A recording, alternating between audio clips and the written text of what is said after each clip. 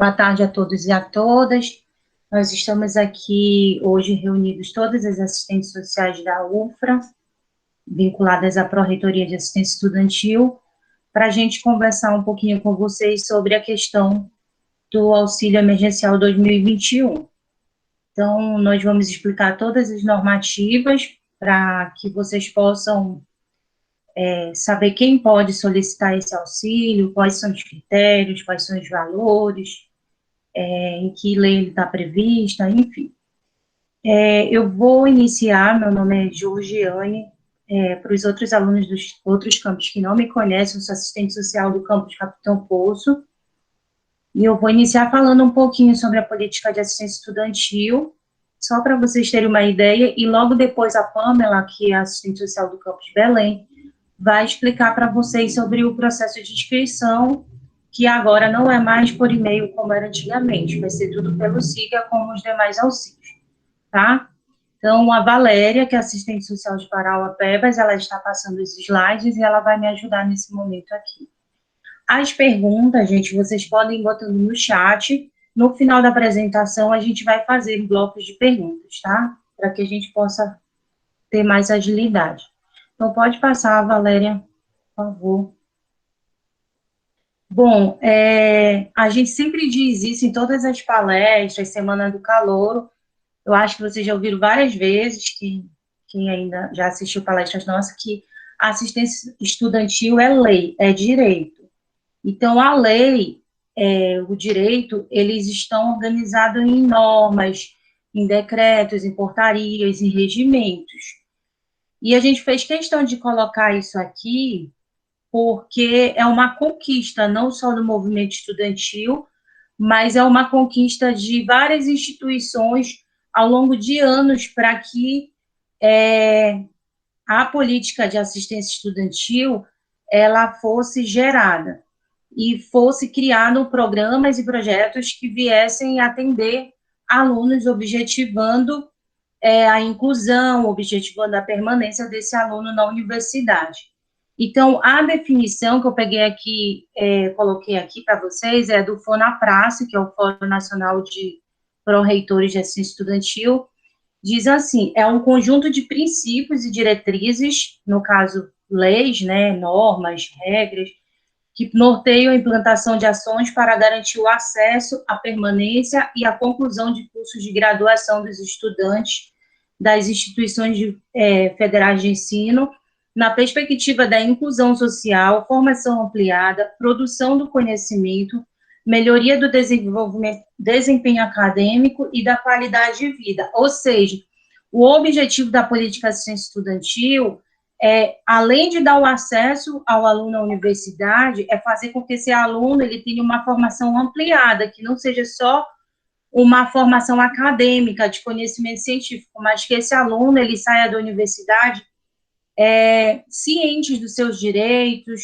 ciente da sua cidadania e que ele possa lutar por esses direitos, buscar esses direitos e saber que esses serviços que a gente, inclusive emergencial que a gente vai apresentar agora, isso não é um favor, mas é algo que foi conquistado e que está previsto nas leis, tanto que vocês vão ver várias leis que a gente vai citar aqui, várias normatizações.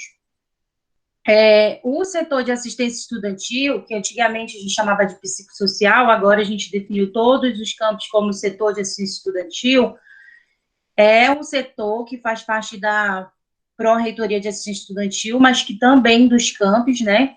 De todos os 6 campos tem setor de assistência estudantil, e ele objetiva atender justamente essas demandas da política social que eu falei ainda há pouco, que são demandas psicológicas, pedagógicas, de saúde, que vai criar alternativas para que o aluno ele tenha acesso a esses direitos. E aqui nesse slide vocês veem os principais objetivos da política de assistência estudantil, que é o acesso, permanência, inclusão, conhecimento, a formação ampliada, a qualidade de vida, a cidadania, saúde biopsicossocial, ou seja, não é só a saúde física, mas a psicológica também, a saúde mental. E, para isso, a gente conta com profissionais de serviço social, que somos nós, assim, que estamos hoje aqui, e também da psicologia e da pedagogia. Aí, dentro dessa política de assistência estudantil, da UFRA, a gente tem atualmente o PAI, que é o Programa de Assistência Estudantil. Ele foi estabelecido, como eu falei para vocês, por a política de assistência estudantil ser uma lei, ser um direito, então ele é estabelecido, o PAI, pela resolução número 260, de 10 de dezembro de 2019, foi aprovada no Consum, e dentre as atividades do PAI, que foi designado nessa resolução, é o atendimento especializado e os auxílios financeiros, que é o que a gente vai falar para vocês aqui, que são as modalidades do PAI, tá?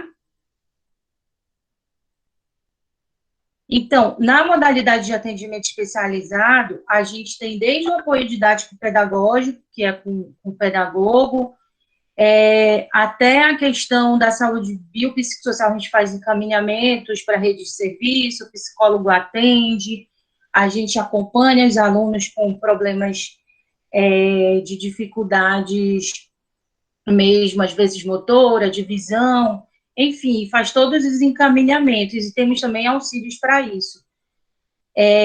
Atenção à participação na aprendizagem, tanto dos discentes com deficiência quanto aqueles que têm dificuldade mesmo na aprendizagem. Atenção à inclusão digital, vocês sabem que agora nós temos alguns auxílios também em relação a isso. Altas habilidades e superdotação, que são os alunos, a gente tem exemplos aí dos autistas e outros alunos, buscando sempre a questão do desenvolvimento. Pode passar, por favor, Valéria. E aí, dentro do PAI, vocês podem ver que é bem parecido, né? Política Nacional de Assistência Estudantil, Programa de Assistência Estudantil, e aí o Programa Nacional de Assistência Estudantil. Então, dentro no caso da Política Nacional de Assistência Estudantil, a gente tem um decreto, que é o decreto que a gente mais utiliza, é um decreto que a gente utiliza bastante, que é o do PENAS, que vocês já ouviram falar, que é o Programa Nacional de Assistência Estudantil. Então, aí, isso aí já é mais amplo, é além da UFRA, né?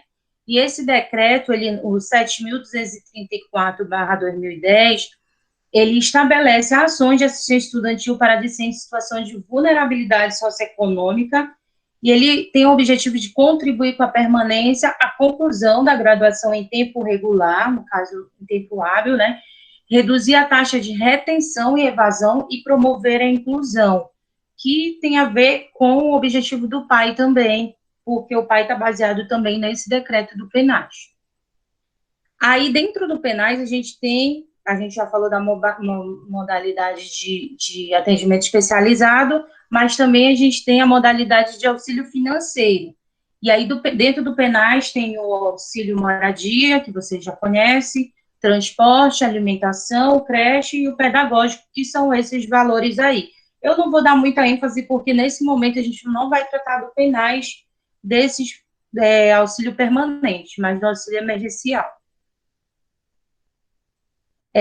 Outro auxílio que a gente tem, que faz parte da Política Nacional de Assistência Estudantil, é o Bolsa Permanência, que ele é instituído pela portaria número 389/2013. Vocês veem que sempre eu estou citando as portarias, as resoluções, justamente para vocês fixarem que isso é lei, é direito, não é favor, não é a universidade não está fazendo caridade, ela está garantindo algo para vocês, inclusive com recursos públicos, que são nossos impostos que pagam, tá? Então, o objetivo é viabilizar a permanência no curso de graduação de estudantes em situação de vulnerabilidade socioeconômica, em especial os indígenas e quilombolas. A gente tem hoje na UFRA auxílios para indígenas e quilombolas, e o valor é esse que está aí, e ele tem o objetivo de minimizar as desigualdades, principalmente étnico-raciais, tá? Para esse público que ainda é bem pouco na universidade. E agora eu vou enfatizar um pouquinho mais a questão do auxílio emergencial, que é o nosso objetivo de hoje. O auxílio emergencial, como o próprio nome já diz, ele é um auxílio financeiro de caráter eventual provisório, ele é concedido por curto prazo, depende de cada universidade, define esse prazo. Vou já falar para vocês qual é o nosso, né? Ele aqui diz que é a qualquer tempo, mas esse edital ele traz uma especificidade em relação a isso também, que a gente vai conversar já já. E mediante estudo social, quando da impossibilidade de participação do discente em processo seletivo regulares. Por exemplo, agora a gente não está tendo penais. Então, quando não tem os outros editais, esse auxílio ele vem para suprir até que abra outro edital de auxílio permanente. Então, de acordo com o orçamento do Plano Anual do PAI, no caso, que é o Programa de Assistência Estudantil da UFRA, e aprovado no Comitê de Assistência Estudantil também da UFRA, que faz parte do PAI, o auxílio emergencial da UFRA, eles são até 6 parcelas, pode ser 1, 2, 3, 4, 5, 6, até 6 parcelas de R$ 400 ou R$ 200, dependendo da necessidade do aluno. Por que até 6 parcelas? Às vezes o aluno está aguardando na lista de espera, e aí ele vai receber só 1 ou 2 e já começa a receber o auxílio permanente. Depende de cada situação. Às vezes o aluno, para sair daquela situação que ele está, basta 2 parcelas. Então, depende muito de cada situação para a gente definir a quantidade de parcela. Quem pode solicitar o auxílio emergencial?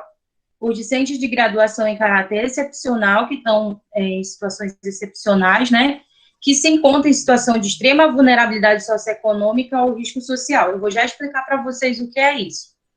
E os discentes que vivenciam situações emergenciais de privações, como eu botei alguns exemplos aqui, desemprego, violência doméstica e problemas de saúde. São alguns exemplos que o aluno tem que comprovar que ele está vivenciando. O decreto número 7.234/2010, que é o decreto do PENAS, no artigo 5º, ele diz quem são os discentes em situações de vulnerabilidade socioeconômica, que foi que eu falei que eu ia explicar para vocês. Então, como é que eu sei se eu estou em vulnerabilidade socioeconômica? De acordo com esse artigo 5º, diz que o discente que possui renda familiar per capita de até 1,5 salário mínimo, ou seja, mas a minha família tem que receber 1,5 salário mínimo. Não, você vai pegar a renda bruta de todo mundo da sua família, somar e dividir pelo número de pessoas da família. Por exemplo, a minha renda é R$ 1.000 e eu tenho 2 pessoas na minha família. 1.000 dividido por 2 é 500. 500 corresponde 1,5 salário mínimo? Não, é menor do que 1,5 salário mínimo. Então, eu estou em vulnerabilidade socioeconômica de acordo com esse decreto, tá?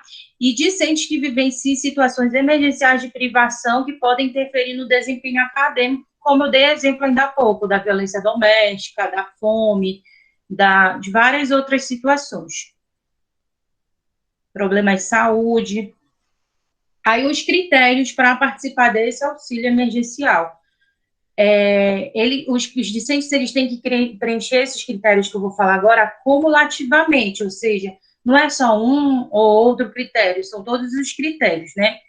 Estar matriculado em curso de graduação presencial regular da UFRA, com status ativo lá no SIGA, estar cursando prioritariamente a primeira graduação. Não significa que quem está na segunda não consiga, mas dependendo da quantidade do recurso e da situação que vai ser avaliada dos outros alunos, a prioridade é para quem está na primeira graduação.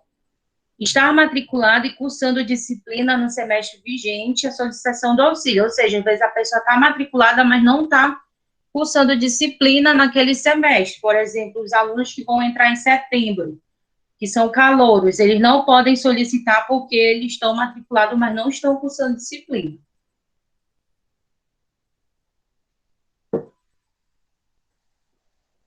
Os discentes de graduação que preencham, no caso, também o critério de estar em situação de risco social ou extrema vulnerabilidade, que eu já expliquei para vocês o que é, e eles também têm que aderir ao cadastro único, que a Pamela vai já explicar para vocês como fazer, e preencher a justificativa online de solicitação do auxílio emergencial no SIGA, e no caso, anexar todas as documentações que são solicitadas no edital. também não pode ser beneficiário de duas modalidades de auxílio estudantil no PAI. Por exemplo, eu tenho auxílio alimentação e pedagógico permanente, então eu não posso solicitar auxílio emergencial. Se eu tenho só auxílio alimentação e eu estou dentro dos outros critérios, eu posso solicitar.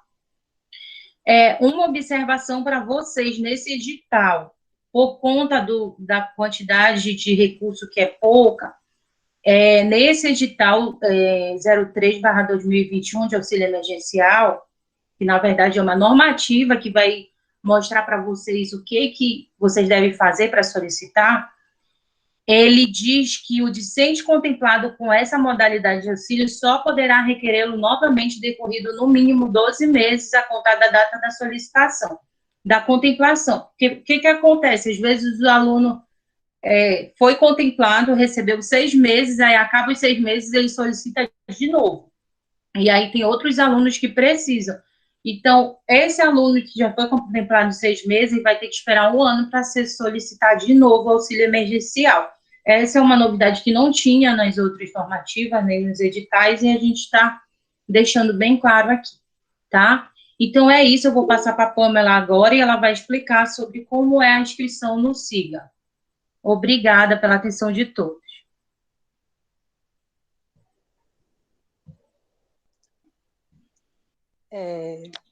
Boa tarde.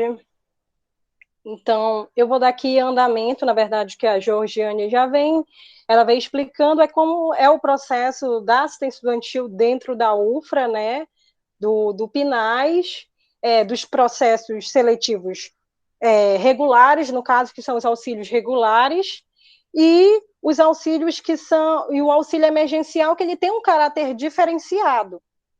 Anteriormente, esse auxílio ele era feito quando nós estávamos presencialmente, né? O aluno fazia a sua solicitação presencial.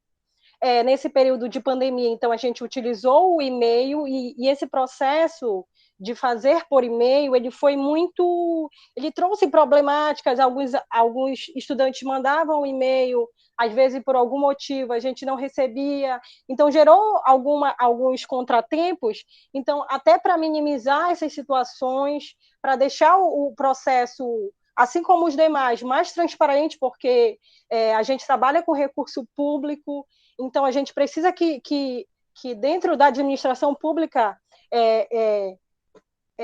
essas situações elas sejam feitas da melhor forma transparente possível. E por isso o auxílio emergencial ele também vai ser como os demais auxílios, agora ele vai ser feito via SIGA. Claro que ele vai ter as especificidades, assim como a Georgiane já comentou, ele tem um caráter diferenciado. Ele é para ser por curto tempo, para que o aluno consiga esperar o lançamento dos editais. Ele é para ser de curto tempo, ou seja, ele só pode ser pago, até está dentro da resolução do PAI lá, de até 6 parcelas, ou seja, é para ser um curto tempo, para que o aluno possa participar dos editais regulares e, assim, fazer parte do programa regularmente, né? Então, como é que a gente faz a solicitação desse auxílio?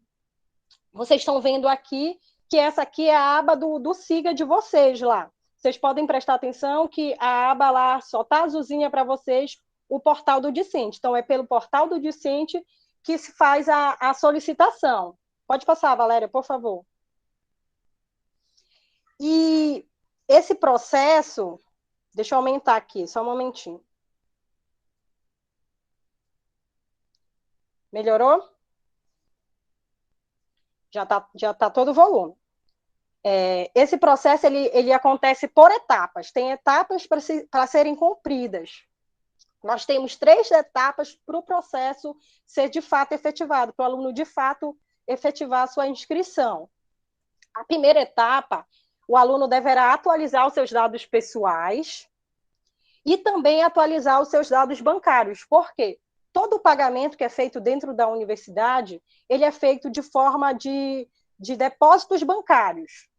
Então, a gente só faz os pagamentos se forem via depósitos bancários. Então, por isso é necessário que o aluno ele atualize os seus dados bancários, porque é através desses dados bancários que vão ser retirados aqui dos sistemas que a gente vai fazer os pagamentos. Meninas, vocês estão me ouvindo? Que algumas pessoas estão colocando aqui que está com problema. O meu tá normal aqui. Tá, então é o áudio da pessoa, porque estão colocando aqui. Tá? Então, vou dar uma continuidade aqui, tá? Então, depois dessa primeira etapa, que é para atualizar os dados pessoais e atualizar os dados bancários, tem uma segunda etapa. Então, a segunda etapa é aderir ao cadastro único. Segunda etapa. Após a conclusão do cadastro único, aí a gente vai para a terceira etapa, que é solicitar a Bolsa Auxílio e anexar as documentações. Só após ao término dessas etapas é que a inscrição será realizada com sucesso, tá bom? Então, o aluno vai precisar fazer todas essas etapas para poder realmente se inscrever nos auxílios. O que tem acontecido, a gente tem visto nos processos, é que o aluno ele faz ele adere ao cadastro único, aí ele pensa que ele já está inscrito no auxílio. Não. Ele é uma das etapas, não é somente aderir ao cadastro único. Então, nessa primeira etapa de atualizar os dados bancários, se vocês prestarem atenção, essa aqui é a tela que aparece para vocês lá quando vocês clicam no portal do Discente.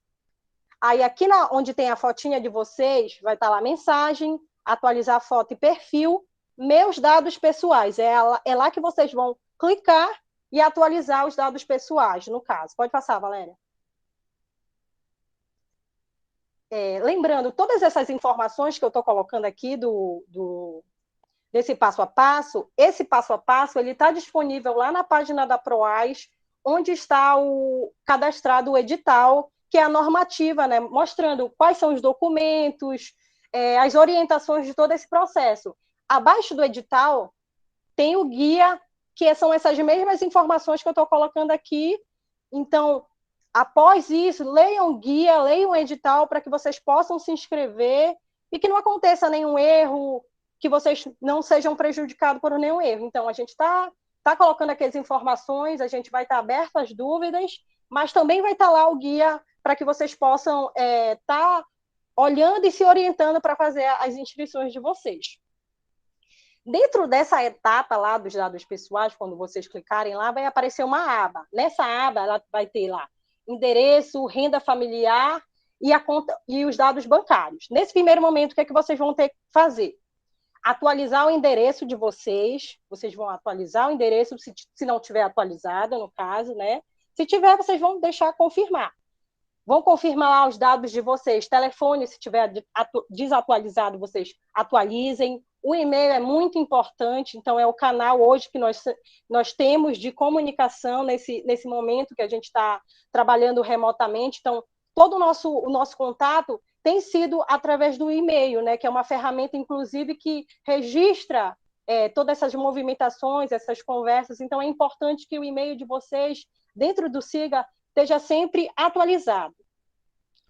Outra informação que é de suma importância, não somente para esse processo aqui, mas até para que a universidade ela possa, posteriormente, conseguir mais recursos, alimentar essas informações que são importantes. E uma das informações mais importantes dentro do processo é a questão da renda, porque isso dá parâmetros para que a gente possa definir o perfil dentro da universidade, qual é o perfil socioeconômico dos nossos alunos. Então, essa informação também é de extrema importância, a renda familiar. Então, como a Georgiane já comentou, aqui vocês vão colocar a informação da renda bruta, no caso, é a somatória de todas as rendas, tá aqui, ó. Renda bruta composta por todos os ganhos das famílias, são todo mundo que possui renda, vocês vão somar, e aqui vocês vão colocar a quantidade de membros do grupo familiar, a renda total e a quantidade de membros familiar, incluindo vocês, incluindo o discente, tá?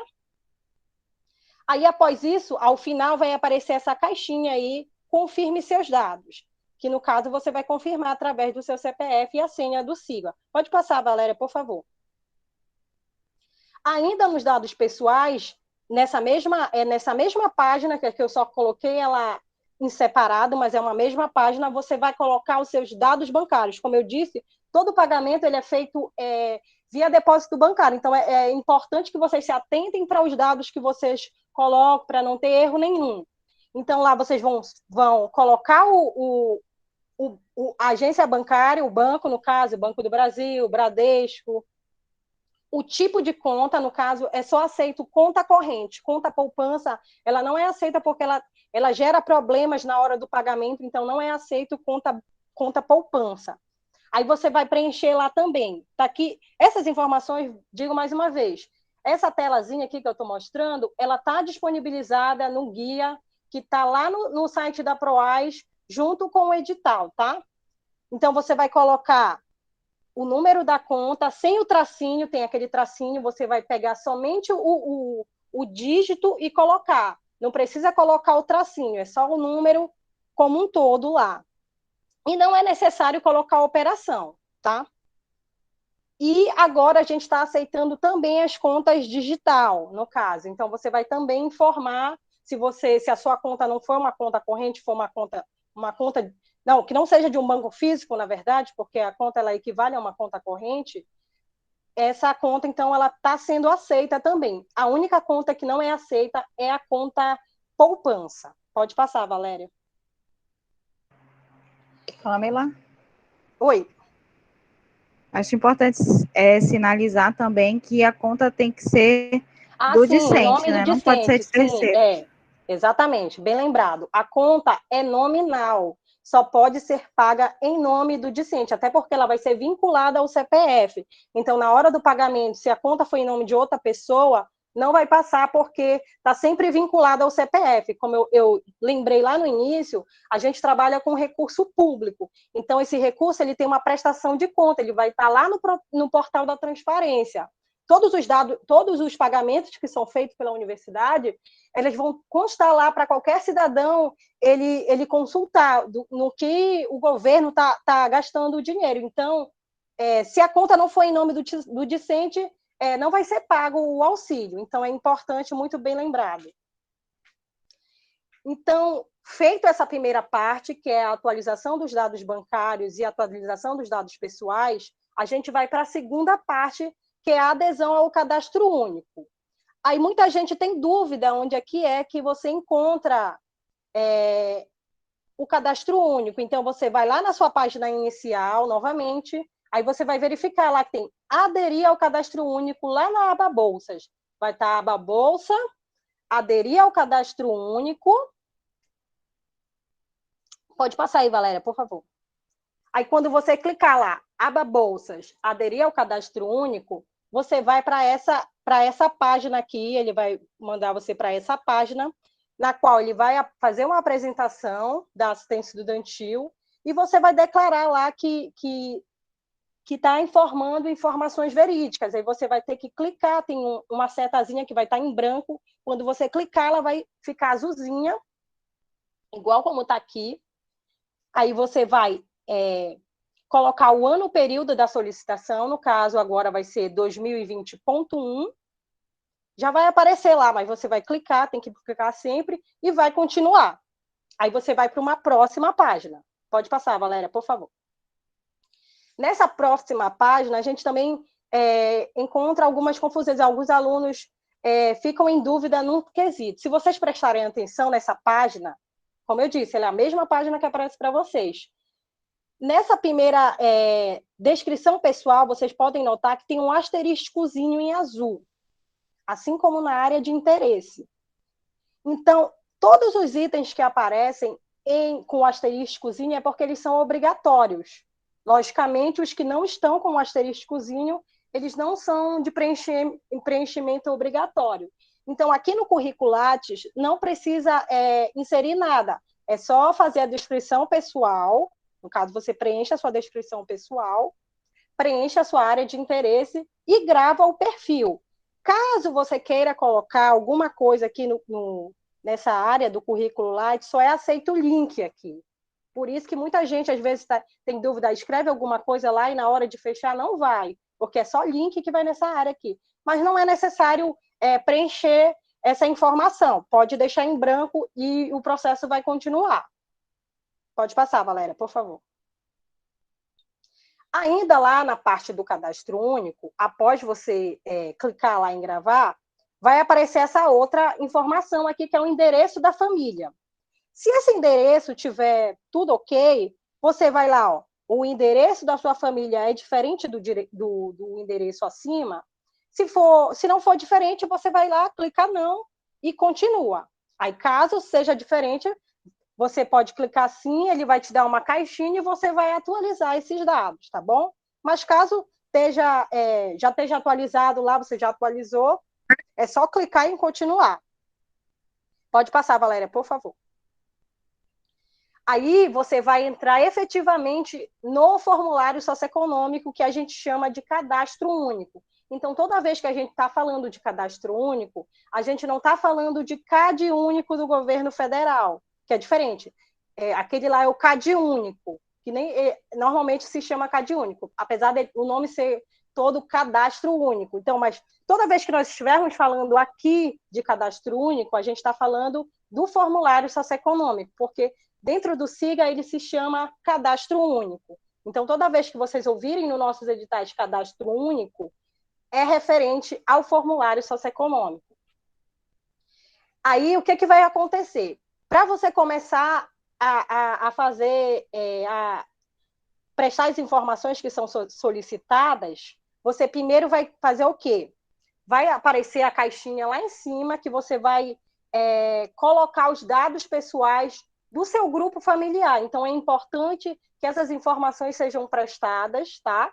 De todo mundo que faz parte do seu grupo familiar. Então, você vai prestar informação de CPF, nome, ocupação e valor da renda. Caso essa pessoa, exemplo, seja uma pessoa menor de idade, não tem renda, é só colocar o 0 lá, não tem problema algum. Mas precisa colocar alguma coisa aqui. Vocês vão prestar atenção que tem o asteriscozinho em azul, ou seja, são informações obrigatórias. Então, você vai fazer isso, vai prestar informações do seu familiar lá e vai confirmar clicando adicionar participante. Toda vez que você adiciona o participante, vai aparecer uma mensagenzinha, participante adicionado. Aí você pode continuar colocando os demais participantes do seu grupo familiar. Feito isso, você vai efetivamente para as perguntas. As perguntas elas vão estar na mesma página que está acontecendo. Só volta um pouquinho lá, Valéria, por favor. Aqui, se vocês prestarem atenção, nome completo é a primeira pergunta, ou seja, essa caixinha está abaixo das perguntas. Aí você vai preenchendo e depois vai para as perguntas. Hoje, nosso formulário socioeconômico ele tem 125 perguntas, salvo engano. Então, a dica que eu dou, façam com calma, tirem um dia para fazer, porque ele é longo. Aí você pode fazer o quê? Não consigo fazer tudo no mesmo dia, então faça a primeira etapa no momento e, posteriormente, você vai para o formulário socioeconômico. Essas etapas, elas são separadas, então você pode fazer elas em separado. Então, façam com calma, não tenham pressa para fazer, porque essas informações elas precisam ser prestadas com exatidão. A gente trabalha no sentido de pegar as informações a mais próxima da realidade possível. Então, quanto maior a riqueza das informações e maior próximo da realidade, é melhor. Tá? Então, ao final, quando vocês fizerem todas as perguntas, preencherem lá, aí vai aparecer lá para vocês confirmar a inscrição. Quando vocês confirmarem a inscrição, vai aparecer uma outra página que aí vocês vão colocar as informações pertinentes a vocês. Nesse primeiro momento, lá em cima, vocês vão colocar a informação dos familiares. Quando vocês terminarem as perguntas e clicar gravar, confirmar a inscrição, aí vai aparecer também para que você coloque a sua informação. Aí você vai colocar a mesma coisa. Seu CPF, situação, se você trabalha lá, você vai colocar essas informações e a renda. E se não possui renda, lembrando, colocar 0, tá? Aí você vai confirmar, volta lá, Valéria, por favor. Você vai confirmar, adicionar participante, aí vai aparecer também nessa nova nessa nova página do SIGA, incluir documentação. Nessa parte não é necessário colocar documentação, porque vai ser numa segunda etapa, tá bom? Pode passar, Valéria, por favor. Então, quando você confirmar a sua inscrição lá, vai aparecer essa caixinha aqui, com o OK em azul, você vai dar o OK, e vai aparecer essa informação. Adesão ao cadastro único efetuado com sucesso. Agora é possível você se inscrever em processos seletivos de bolsa. Ou seja, o sistema ele sempre vai estar indicando a você que você cumpriu as etapas e está apto, então, a aderir às bolsas lá. Pode passar.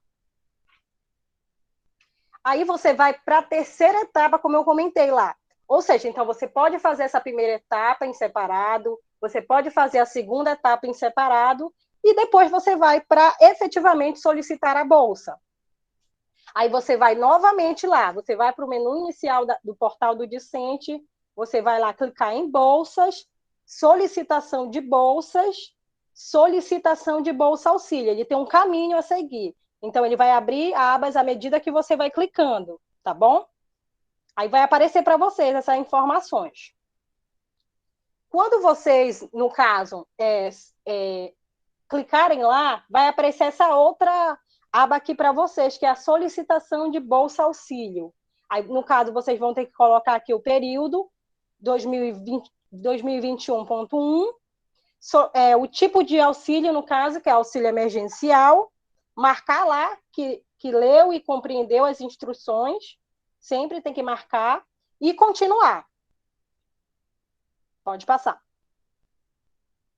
Quando você clica, vai aparecer uma nova página, que é a página dos dados da sua solicitação. Então, você vai marcar o turno das atividades acadêmicas. Vocês podem ver lá que tem o asteriscozinho. Marcar o meio de transporte utilizado e informar o custo mensal com o transporte. Vocês podem também observar que aqui o transporte ele não tá marcado com um asteriscozinho em azul. Passa aí, Valéria, por favor. Nessa mesma página ainda, eu só estou colocando aqui para mostrar as fases, mas é uma mesma página, vai estar lá inserir a documentação. Então, você vai lá selecionar o tipo de documento aceito é PDF único ou pasta zipada. São esses dois tipos de documento que a gente aceita, no caso. Então, se você prestar atenção, quando você clicar aqui no tipo de documento, vai aparecer lá PDF único, aí você clica e coloca o seu PDF único ou pasta zipada. Abaixo tem uma abazinha chamada ficheiro, que aí você vai clicar e ele vai procurar no seu computador, no caso, onde está localizado o arquivo que você vai enviar. Então, esse ficheiro nada mais que a procura no seu computador lá, ele vai ser direcionado para a sua aba de procura lá, e você vai lá, seleciona onde está o seu documento e insere aí. Aí você vai clicar em anexar o arquivo, aí você vai receber uma mensagenzinha lá, arquivo adicionado com sucesso. Tá? Pode passar aí, Valéria, por favor. Então, falando lá dos tipos de documento, né? O PDF único, ele deve ser organizado, então, primeiro com as suas documentações. É importante, se você não consegue colocar as pastas, se você vai fazer pelo PDF único, é importante que esses documentos eles estejam organizados. Até porque você vai deixar todo um documento lá, aí se você colocar o seu CPF aqui, colocar o da sua mãe, do seu pai, então a gente não consegue fazer a avaliação desses documentos. Então, é importante a organização desses documentos. Então, você primeiro coloca os seus documentos e assim, sucessivamente, você vai colocando de cada um familiar, de forma organizada. E a pasta zipada, você pode fazer... Volta lá, galera, por favor. A pasta zipada, você pode fazer a pasta e dentro dessa pasta, você vai colocando as subpastas. Você vai nomeando lá uma pasta para você, uma pasta para o seu pai, para sua mãe, e assim sucessivamente, tá? Aí aqui eu coloquei uma imagenzinha que é do computador. Muitas vezes, alguns alunos, eles não sabem fazer essa pasta zipada. Então, se você olhar lá, clicar com o seu mouse direito, você vai ver lá, enviar para, aí é só enviar para pasta compactada, que já gera uma pasta zipada. É bem fácil esse caminho. Essas orientações, elas também constam lá no guia, tá? Pode passar, Valéria, por favor.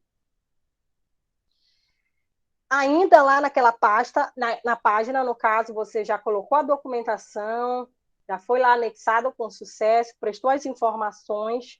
Abaixo, você vai colocar a justificativa do requerimento.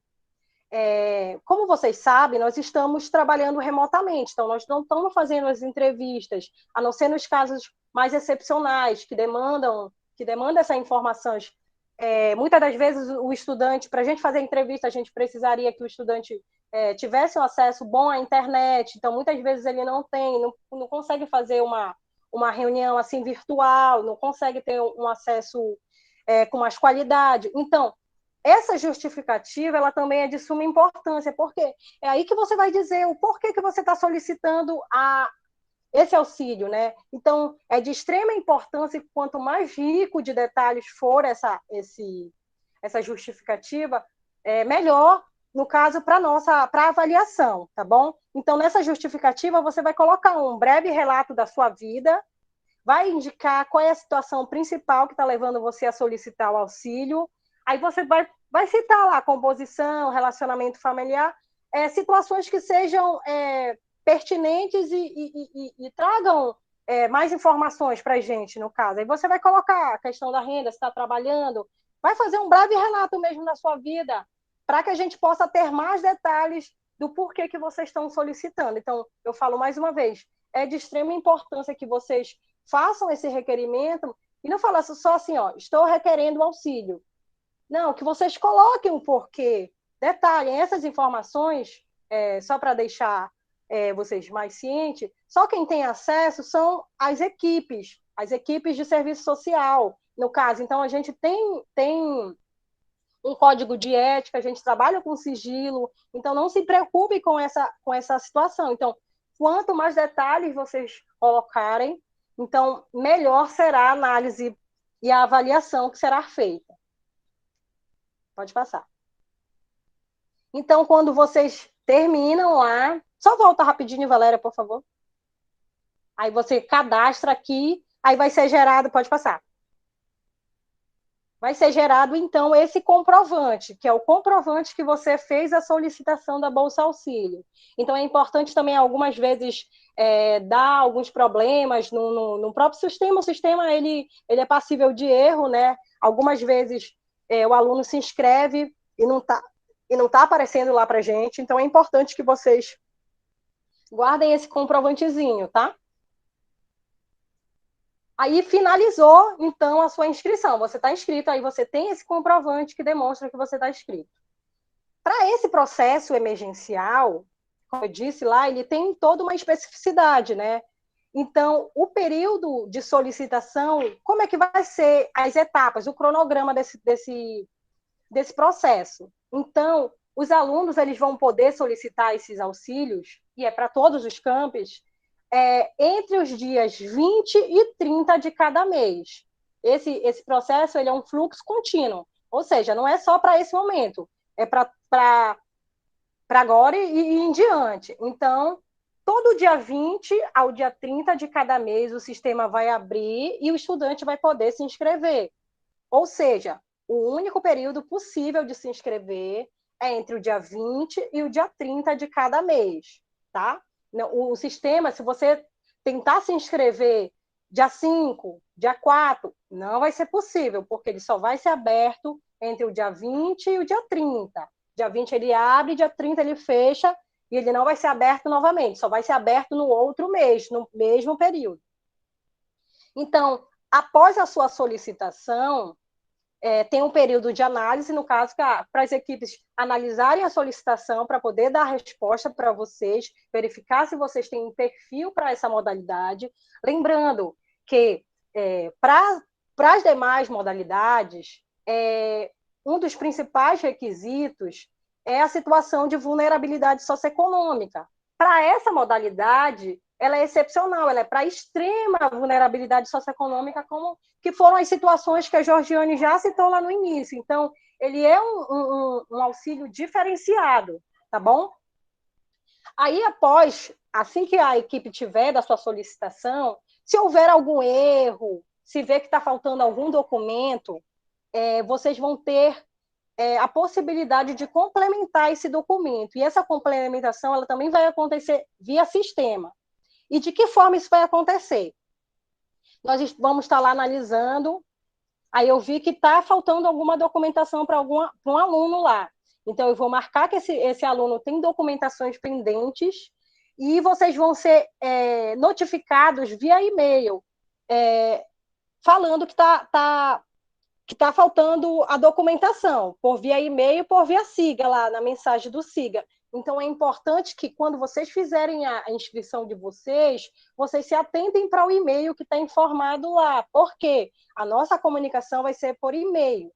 Após a nossa notificação, vocês vão ter, como está aqui no cronograma, vocês vão ter 72 horas após a notificação para enviar essa documentação complementar. Passado esse tempo, a inscrição ela vai ser indeferida, tá bom? Então, é importante que, se vocês têm alguma problemática que vocês não vão conseguir entregar nesse prazo, é importante informar, porque o edital ele já prevê lá, passou 72 horas, o discente vai ter a sua solicitação indeferida.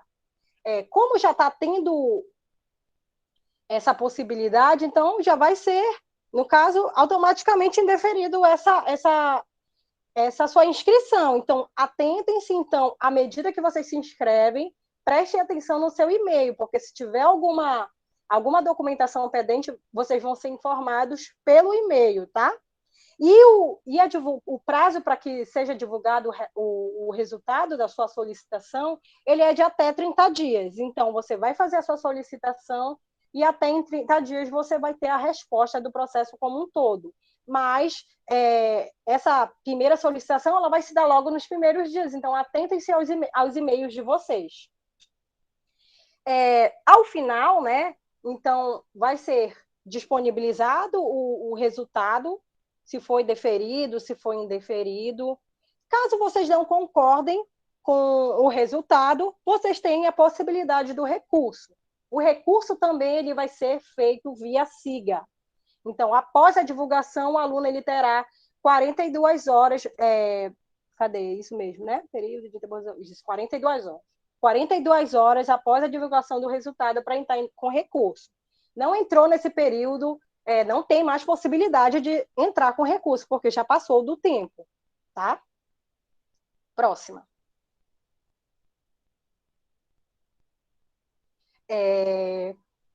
Em relação à complementação do documento, como eu estou lembrando desde o início, essa complementação de documento, essas informações, elas estão lá no guia. Então, posteriormente, peguem um guia para que vocês possam ter uma orientação melhor com relação à inscrição. Quando você for lá notificado, então, que você tem a documentação pendente, você vai entrar novamente lá no Bolsas, você vai lá, solicitação de bolsa, acompanhar a solicitação de Bolsa Auxílio.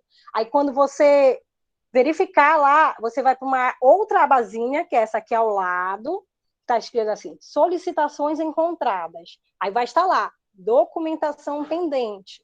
Você vai clicar no itemzinho verde lá, que é enviar a documentação. Aí, no caso, tá aqui, ó.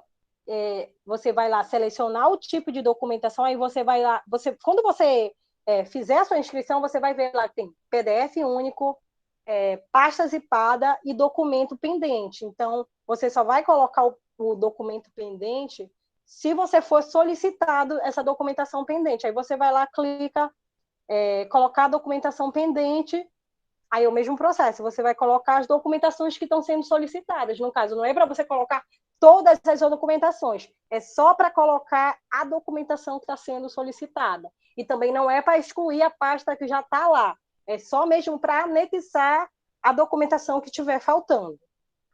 Passa aí, Valéria, por favor. E o recurso, ele também é feito via SIGA, no caso, né? Então, saiu o resultado final, você vai lá e vai observar que a sua bolsa ela vai estar com status lá, bolsa indeferida. A mesma coisa, você vai lá em bolsa, solicitação de bolsa, acompanhar a solicitação de Bolsa Auxílio. Aí vai aparecer bolsa indeferida e solicitação de recurso. Aí você vai poder fazer a sua justificativa do recurso pelo sistema também. É só clicar lá em solicitar recurso, aí você vai escrever e gravar lá, continuar, e vai aparecer para você auxílio temporário, que no caso, o seu recurso ele vai estar em análise. Então, essas duas possibilidades agora do recurso, que antes não era pelo SIGA, agora já é pelo SIGA, e a complementação de documentos também. Então, todo o processo ele vai acontecer via SIGA. Pode passar. E é isso, agradecemos a atenção. E agora, acho que as meninas estavam acompanhando aí as perguntas, e a gente vai começar então a responder, tá bom?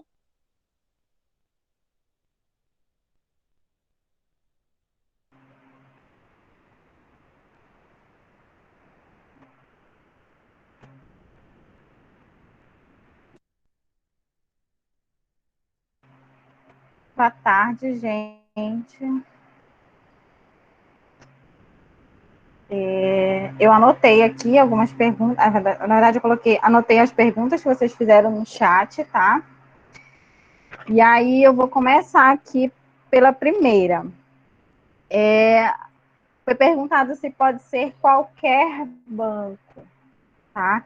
E aí, como a Pamela colocou, pode ser sim qualquer banco, inclusive os bancos de conta digital, né? Nubank, essas outras contas. O que não pode ser é conta poupança, tá? Isso. A única restrição é conta poupança, porque ela gera problemas na hora do pagamento, lá entre os sistemas de pagamento. Então, qualquer conta de qualquer banco corrente, contas de bancos digitais, só não pode conta poupança. Isso. Pode ser que vocês tenham algum colega que receba por uma conta poupança. Isso foi em um ano de edital que foi possível, só que em decorrência de muitos problemas com a conta poupança, isso foi suspenso. Então, só pode ser conta corrente mesmo, porque vai dar problema, vai atrasar o auxílio de vocês. Então, por conta disso, a gente só está aceitando conta corrente, tá?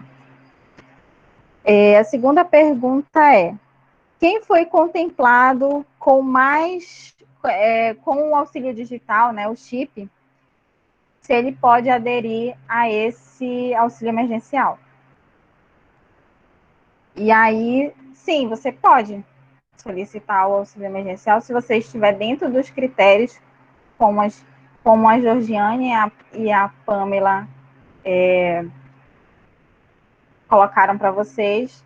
Se vocês estiverem dentro do critério, você pode solicitar o auxílio. Você não pode ter dois auxílios, né?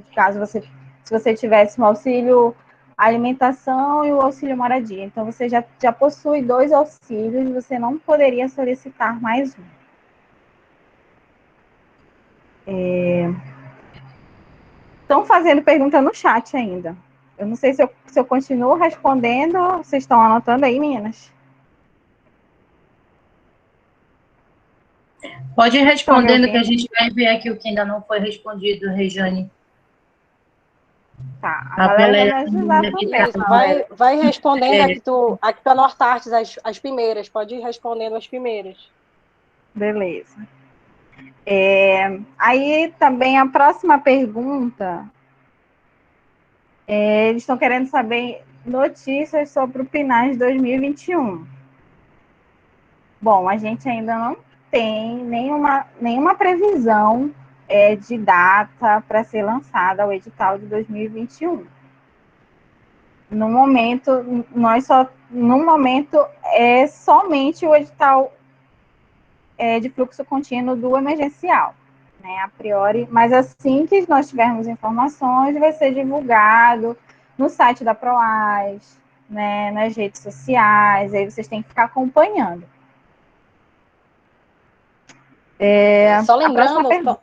só falando Pode ainda falar. dessa questão, só lembrando que a gente passa por um momento de dificuldade, né? As universidades elas tiveram cortes de recurso, tiveram cortes com relação ao recurso que ele é proveniente para o PNAES, então, se houver, vai ser a partir do próximo semestre, mas são os recursos do que a gente já trabalha, os alunos que estão saindo e que pode ser lançado um novo edital a partir desse recurso, mas novos recursos, infelizmente, nesse momento, a gente vivencia uma situação mesmo difícil, de não ter mais recursos. Então, o nosso recurso ele já está vinculado aos auxílios. Então, nesse momento ainda não tem previsão, mas se houver, é para o segundo semestre, e isso vai ser divulgado, né? Vai ser amplamente divulgado. Mas nesse momento a gente ainda não tem nenhuma perspectiva. Pelo menos não foi nos passado, enquanto equipe, né, equipe social, sobre as informações para o edital regular. Ainda nesse momento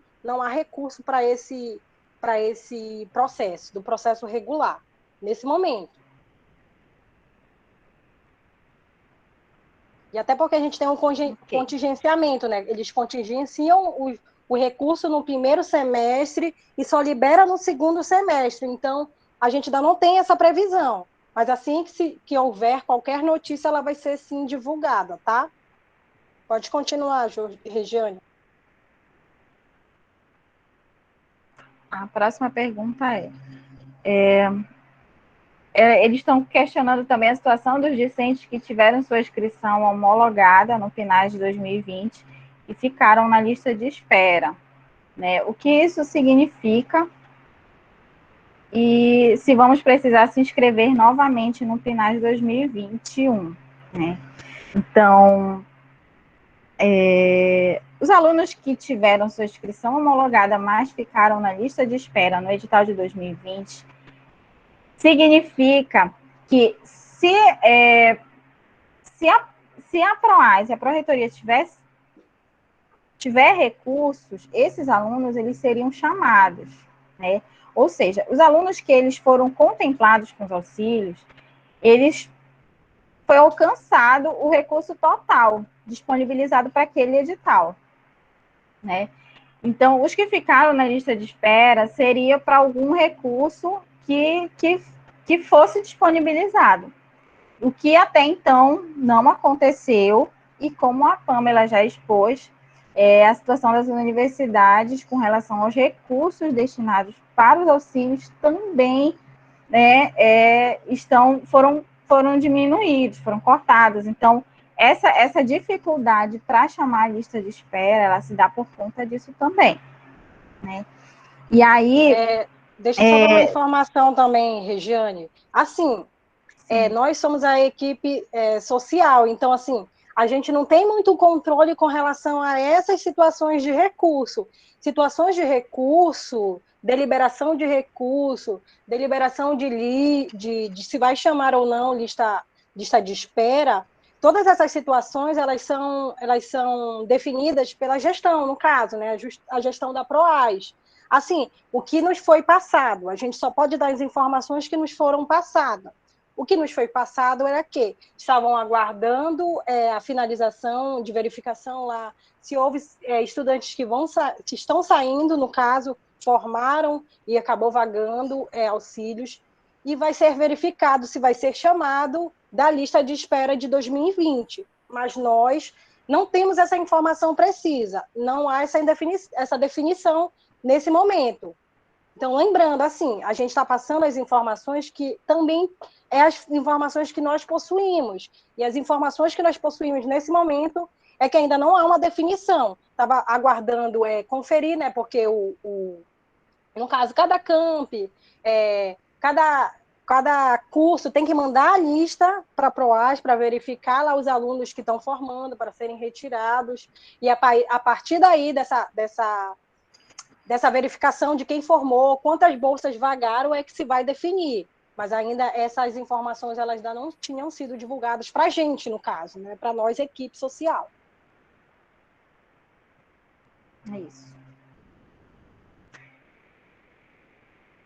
Mesmo ainda sobre o mesmo assunto, perguntando se vamos precisar se inscrever novamente no final de 2021. Só está questionando, ou seja, ela se inscreveu no edital de 2020, né?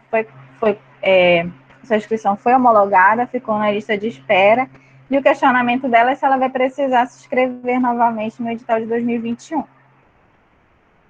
Sim, ela vai precisar se inscrever novamente, porque é um outro processo seletivo, né? Se for lançado esse edital de 2021, vocês precisarão se inscrever novamente, né? Preencher o cadastro único, anexar os documentos, porque será feita uma nova avaliação, é um novo processo. A Na próxima verdade, pergunta. essa lista acaba sendo que ela não vai mais continuar, né? À medida que você lança um novo edital, aquela lista de espera, ela fica inviabilizada. Então, o interessante, o que deve acontecer é primeiro fazer uma lista de espera e posteriormente lançar um edital, tá? Mas aí, como eu disse, essa definição, ela ainda não aconteceu.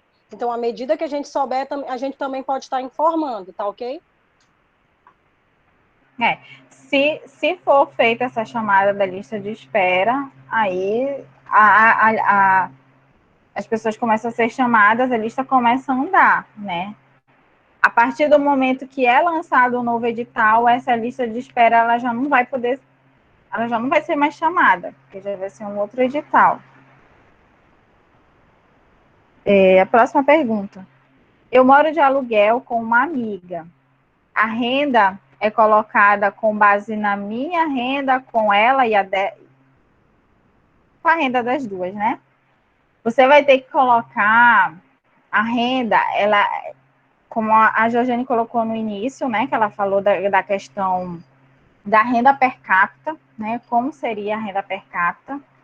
Né? A renda per capita, ela é a renda bruta de todos os membros da sua família, seu núcleo familiar, e aí você soma a renda e divide pela quantidade de pessoas que reside com você, que faz parte do seu núcleo.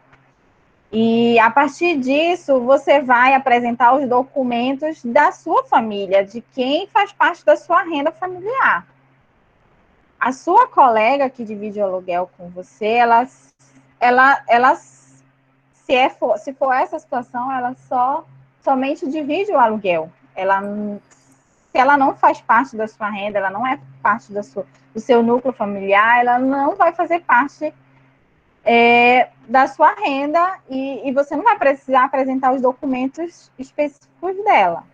Você vai apresentar com relação somente lá na declaração de divisão de aluguel, né? Tem essa declaração e ela só vai entrar apenas nessa parte. O restante ela não se enquadra porque ela apenas mora e divide aluguel com você, mas ela não faz parte do seu núcleo familiar. Pessoal, lembrando, as inscrições elas vão acontecer todos os meses, como acontece a todo momento, né, do emergencial, só que agora no sistema ele vai estar sempre aberto do dia 20 ao dia 30 de cada mês, sempre nesse período, tá? Então, todo mês, entre o dia 20 e o dia 30, o sistema vai abrir para que o aluno possa fazer a solicitação. Boa tarde, eu gostaria de fazer a minha pergunta via oral, devido a que eu tenho um problema na mão, sou portador de deficiência, e eu estou com uma dificuldade já de escrever, né?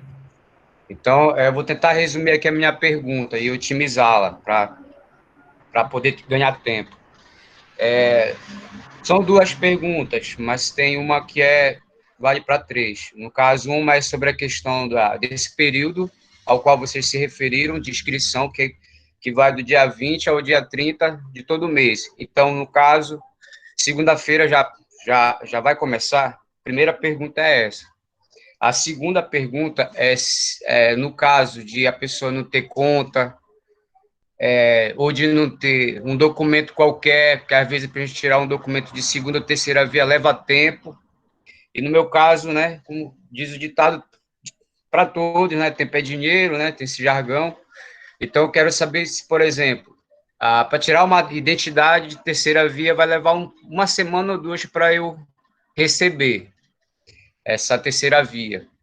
No caso, eu quero já me inscrever logo, quanto antes, até porque tem que bater foto, então tem umas despesas extras, por exemplo, para bater foto 3x4. Então, o auxílio de R$ 150 é bem pouco para muitas demandas que a gente tem, né, no nosso dia a dia. Então, não que eu queira insistir numa coisa que vai de contra as regras, né, que no caso tem que ter as documentações originais, tudo, enfim. Porém, assim como eu estou dizendo, Me desculpa te interromper, mas você não tem a sua carteira de identidade, é isso? Pois é, eu estou utilizando. Deixa ele terminar, Valéria, que aí eu posso responder já tudo ao final. Eu até tenho, só que ela está assim, um pouco ilegível na parte dos dados do CPF e do RG. Só que eu tenho a Xerox dela, onde está legível, onde esses dados estão legíveis, e então eu utilizo eles assim, provisoriamente estou utilizando dessa forma, mas para efeitos no caso desse auxílio, né, a regra pode ser bem mais exigente. Então, por isso eu estou perguntando se eu vi que tem um dispositivo, eu já dei uma lida no edital, né, desse auxílio, onde se diz que, no caso de a pessoa não cumprir com determinadas exigências, por exemplo, a pessoa pode fazer uma declaração, né, e para tentar suprir essas. Então, exatamente, era isso que eu ia responder para você. Se você prestar atenção, lá tem uma declaração de ausência de documento. Exemplo, a minha identidade não está ilegível, não vou ter condições de tirar agora. Então, você vai preencher esse documento e vai colocar aqui a sua situação. Não consigo, não tenho esse documento nesse momento. Então, cada situação ela tem uma particularidade. Então, se você colocar, justificar, vai ser analisado cada situação. Não é simplesmente se eu não tenho um documento, pronto, você vai ser eliminado do processo. Não é assim que funciona. Caso o aluno não tenha o documento, ele vai justificar e vai ser analisada a justificativa dele. Então, é importante sempre, se eu não tenho um documento, eu justifico a ausência desse documento. Por isso tem lá a declaração de ausência de documento. Quanto à inscrição, como a gente colocou lá, começa do dia 20 ao dia 30. Hoje é 18, então dia 20 agora, de junho, já vai iniciar essa primeira inscrição desse mês de junho agora, tá bom? Certo. Então, já Obrigado. pode se inscrever agora, dia 20, vai estar aberto o sistema para a inscrição desse primeiro mês. Tá ok? Mas, no caso, você já tem a Xerox, não é isso? Na Xerox, os dados então, o que a gente solicita são Xerox. Entendeu? O que a gente solicita realmente a Xerox. Você não precisa autenticar nenhum documento. É bom lembrar sempre isso, que os alunos eles pensam que tem que autenticar algum documento. Não é necessário a autenticação de nenhum documento.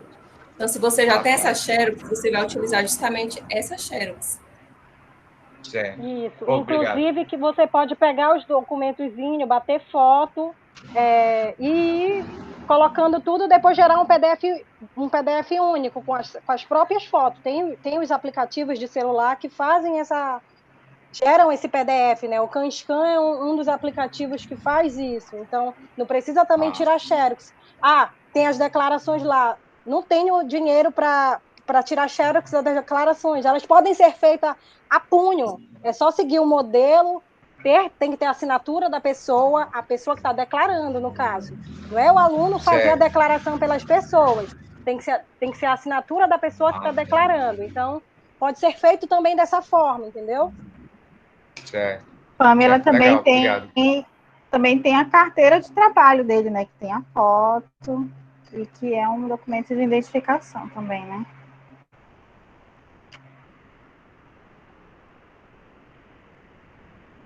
Pode prosseguir, Regiane.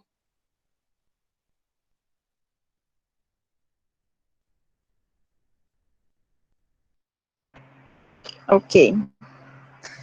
A próxima pergunta é se o cartão Bolsa Família serve para o auxílio, para esse auxílio, né? A pessoa quer receber, eu acho que o auxílio pelo cartão do Bolsa Família.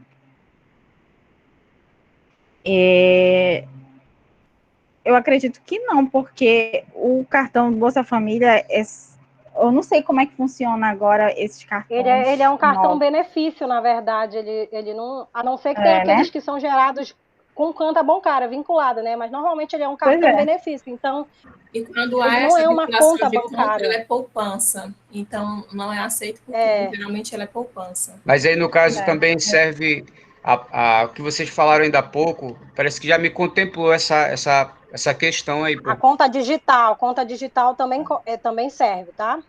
Qualquer conta digital também de banco digital a gente aceita. Alguns alunos estão perguntando aqui no chat, os alunos que vão entrar em outubro, se eles podem se inscrever. Eles podem se inscrever, mas não nesse momento agora, porque ele precisa estar estudando para que ele possa ser um beneficiário. Apesar de ele ter uma matrícula, nesse momento ele ainda não está estudando. Então, exemplo, se as aulas vão iniciar em setembro, a partir de agosto você já pode se inscrever, porque aí leva o tempo da análise e você já vai estar iniciando os estudos. Então próximo do início das aulas, você já pode se inscrever, ou seja, no período de 20 a 30 de agosto, é possível que vocês se inscrevam, tá bom?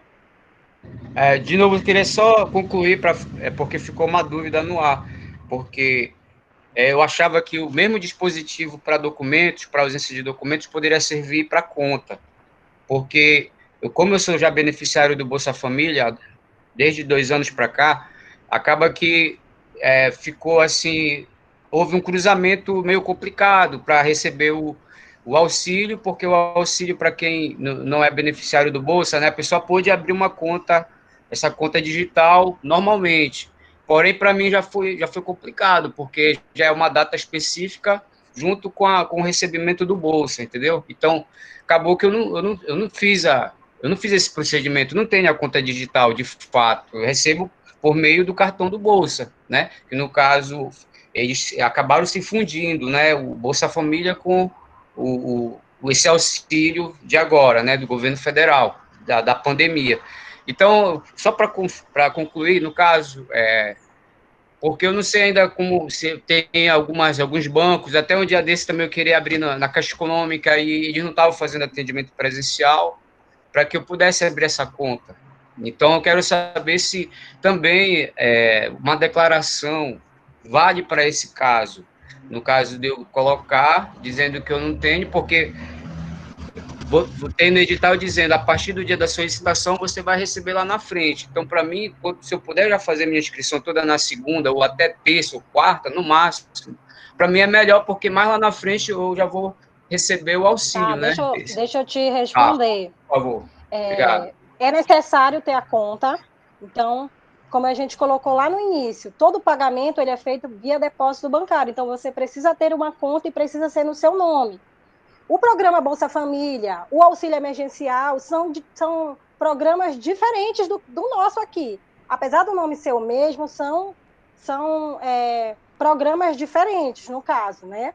Apesar de trabalhar com recurso público, mas não são os mesmos programas. Então, dentro da universidade, a gente precisa que os pagamentos eles só são realizados tanto via depósito bancário. O que você pode fazer? Você pode se inscrever normalmente, você vai se inscrever, e você vai, nesse inteirinho de tempo, você já, como a gente colocou lá, você tem um período de inscrição e tem um período de análise. Então, tem até 30 dias para que a resposta já seja dada. Então, nesse inteirinho de tempo, você pode estar providenciando as contas, tá? Se você vê lá, quase todos os bancos, inclusive os bancos físicos, hoje eles trabalham com seus aplicativos e pelo aplicativo mesmo você consegue fazer uma conta lá que eles chamam de conta fácil. Essa conta também ela aceita. Então, pelo Banco do Brasil, Bradesco, Itaú, todos esses bancos, nos seus aplicativos você consegue fazer a conta fácil lá também, que é uma conta gratuita, inclusive, e vai ser também aceita essa conta, tá? Então, é possível você fazer a sua inscrição. Então, nesse inteirinho de tempo, você providencia a conta. Mas vai ser necessário ter a conta sempre.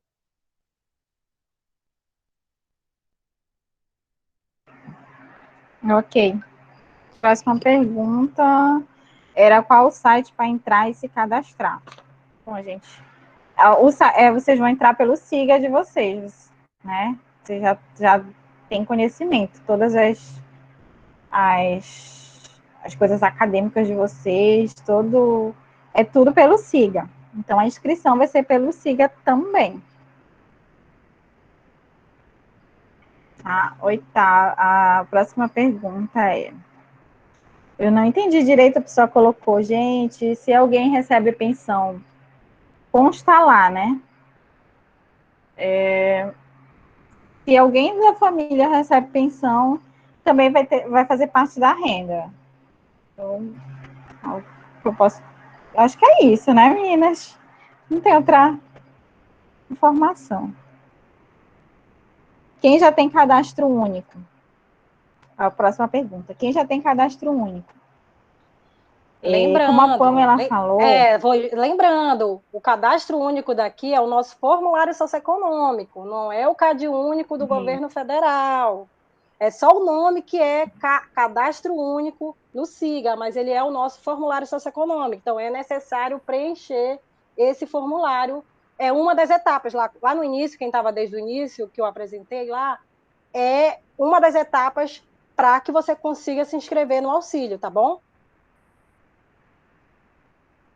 Aí, além dessa informação de que são cadastros diferentes, existe cadastro único, que é do Bolsa Família, para os outros programas sociais do governo, tem esse cadastro único que é o formulário, como a Pamela falou.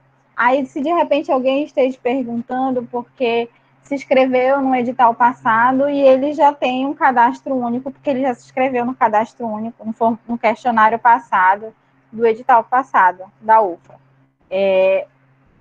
Todo edital, ele abre esse cadastro único. Então, por mais que ela tenha feito esse cadastro para o edital passado, a pessoa vai precisar preencher esse cadastro atual do auxílio emergencial, tá? Isso, todo o auxílio, ele vincula, assim, no sistema, ele trabalha por semestre, então, todo semestre ele vai atualizando, ou seja, as bolsas que vão ser geradas nesse semestre ainda, que a gente ainda está no primeiro semestre, os alunos que fizerem agora, quando passar para agosto, vai ter que fazer de novo, porque automaticamente ele elimina como se você não tivesse feito, um novo formulário socioeconômico é preciso ser feito. Então, quem fez ano passado vai precisar preencher de novo. Vai ser, quando você tentar lá se inscrever na Bolsa, ele vai pedir que você primeiro preencha o formulário socioeconômico, o cadastro único lá. Meninas, só uma questão de esclarecimento aqui da reunião mesmo, de organização da reunião. Como estava agendado de 4 às 18, quando der 18 vai finalizar automaticamente ou a gente consegue ficar um pouquinho mais, porque faltam 7 minutos? E tem bastante perguntas. Eu acho que a gente fica uns 15 minutos a mais. Mas o sistema não encerra às 18, não, né? Não, Georgiane, tranquilo. Depois que abriu, só quando sair todo mundo é que fecha. Tá certo. Obrigada, Josi. A gente pode ficar um pouquinho, uns 15 minutos a mais, que foi o tempo também que gerou por conta daquele inconveniente, né, do primeiro link lá. E aí a gente vai tentando responder. Aí, se vocês tiverem mais dúvidas, vocês podem estar entrando em contato com a gente posteriormente, entendeu? Porque, querendo ou não, a gente não vai conseguir responder todas as dúvidas nesse momento. Então, caso a gente não consiga responder aqui, entre em contato depois e a gente vai tentando responder. Bora lá acelerar, então. Pamela, rapidinho, Regiane. Uma pergunta que eu vejo que é constante aqui, da maioria dos alunos, é em relação a essa questão de quem está na lista de espera, né? Que eles estão perguntando, por exemplo, tem gente que está no primeiro, segundo, terceiro lugar da lista de espera do edital 2020. Essas pessoas vão poder se inscrever? Vão.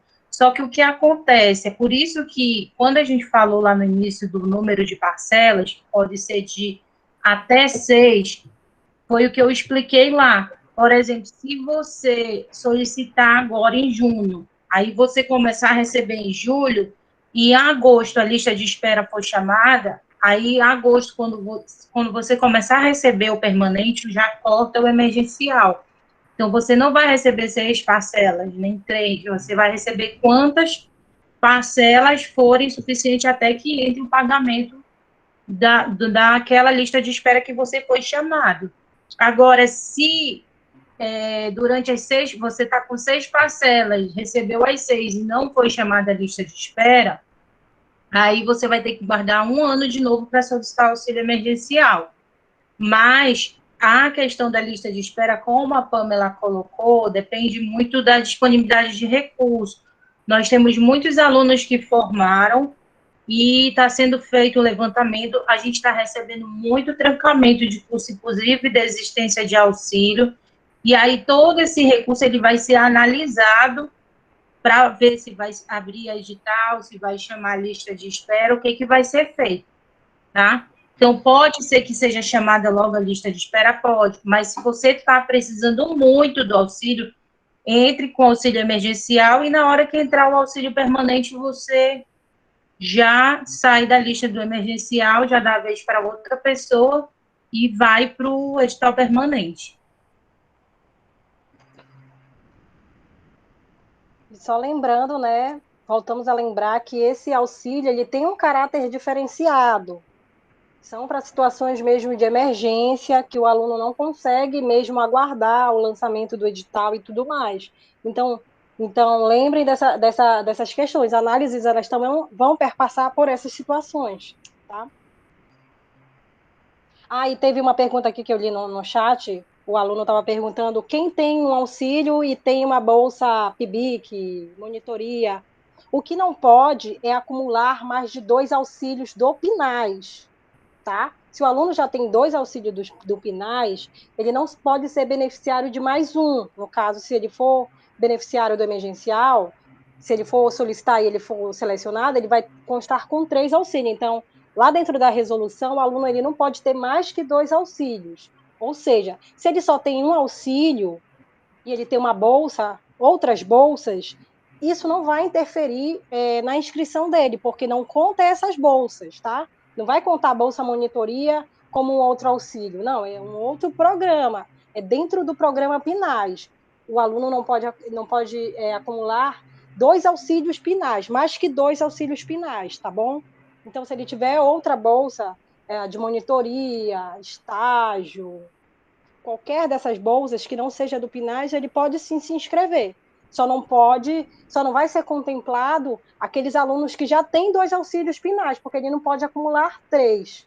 O único empecilho é esse. O aluno que já tem 2, aí não vai poder ficar com um terceiro. E, Pamela, lembrando que no caso do auxílio restaurante universitário e o auxílio alimentação, que foi o último edital que a gente teve, quem tem só esse auxílio, ele pode solicitar sim, que eu vi essa pergunta aí também. Então, ele pode solicitar auxílio emergencial.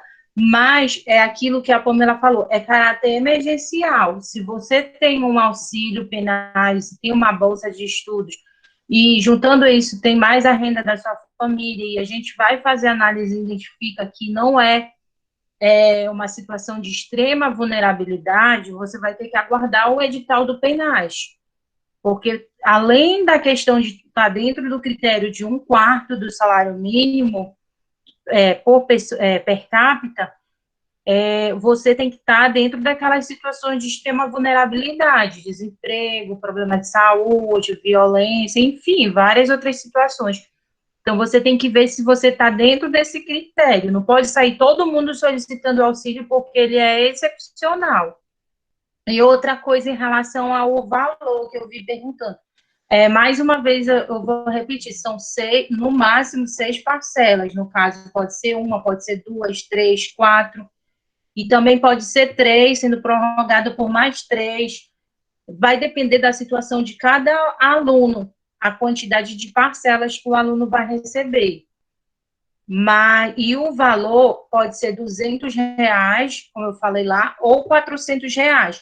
Por exemplo, se o aluno recebe auxílio moradia de R$400, e aí ele solicita, provavelmente ele vai receber R$200, se a situação dele não for tão excepcional, se não for Se a gente vê que só os R$ 200 dá para completar a renda e é aquele recurso que a gente tem no momento, então o aluno vai receber mais 200, ele não vai receber mais 400, entendeu?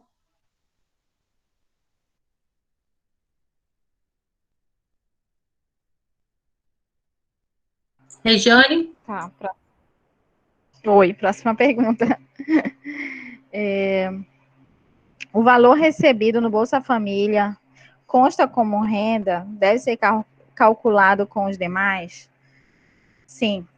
A renda do Bolsa Família, ela vai constar no cálculo da renda per capita. Tá bom? Vou adiantando aqui. Quem recebeu no ano passado pode... pedir, Regi. A única renda que não entra no cálculo é justamente a renda do Penais. Ela não vai entrar nesse cálculo. Pode continuar, Regiane. Quem recebeu no ano passado pode se inscrever esse ano também. É como a Georgiane pontuou no início da apresentação dela. Tem um período, né, a partir de agora. Então, o discente que foi contemplado no ano passado, ele só vai poder solicitar se já tiver passado um período de 12 meses a contar da última parcela. Entendeu? Então, vai ser com um ano depois da última parcela, você poderá solicitar novamente. Antes desse prazo, se você solicitar, vai ser deferido. Tá? Aí a próxima. Estão perguntando sobre o PNAS de renovação. Tem um período de renovação do PNAS? Sim, nós temos um período de renovação que, na verdade, dos editais anteriores, ele se encontra suspenso, né? Esse período de renovação, mas vai ser retomado e vai ser divulgado ainda. Tens alguma informação, Pamela, sobre isso? Não. Porque, na verdade, o que foi que aconteceu? Foi suspenso até que as aulas voltassem, né? As aulas presenciais. Então, ainda não tem essa definição. Aí, a partir, quando a gente tiver uma definição, aí vai ser divulgado novamente. Aqueles que já tinham se inscrito, no caso, eles não precisariam se inscrever de novo, mas aí a gente vai olhar, porque o sistema, ele tem alguns bloqueios, né? Como foi ano passado, mas aí isso vai ser verificado. Por enquanto, assim, para quem foi selecionado em 2020, não vai ser necessário fazer agora, para aqueles que já estavam nesse processo aí dos editais anteriores, tá? Então, eles já estavam se inscritos e alguns não se inscreveram porque foi suspenso.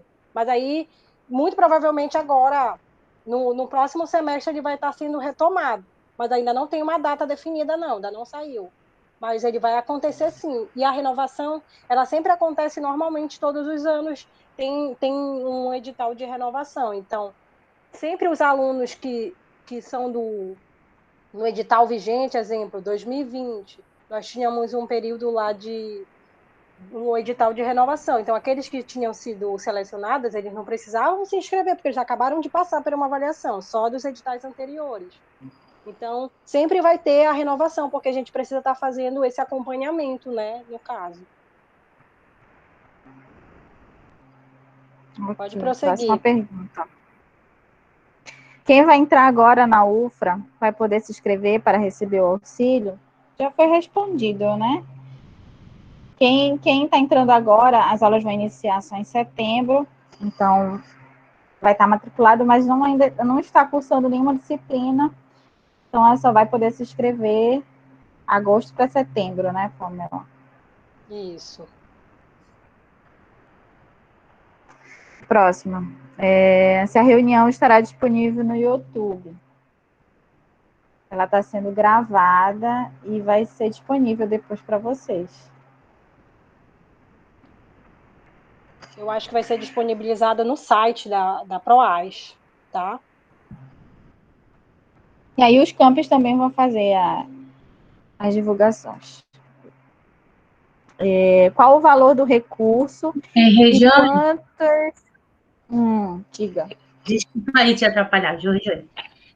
Também, quem tiver interesse, além dessa reunião, a gente preparou, eu vou tentar abrir aqui para mostrar para vocês, os alunos do campus Capitão Poço já até receberam num outro edital, mas a gente preparou para vocês um manualzinho de organização da documentação. Aí, quem quiser, a gente também vai dispor esses slides para vocês verem como é que organiza a documentação, tanto em PDF único quanto em pastas zipadas, pastas subpastas, no caso.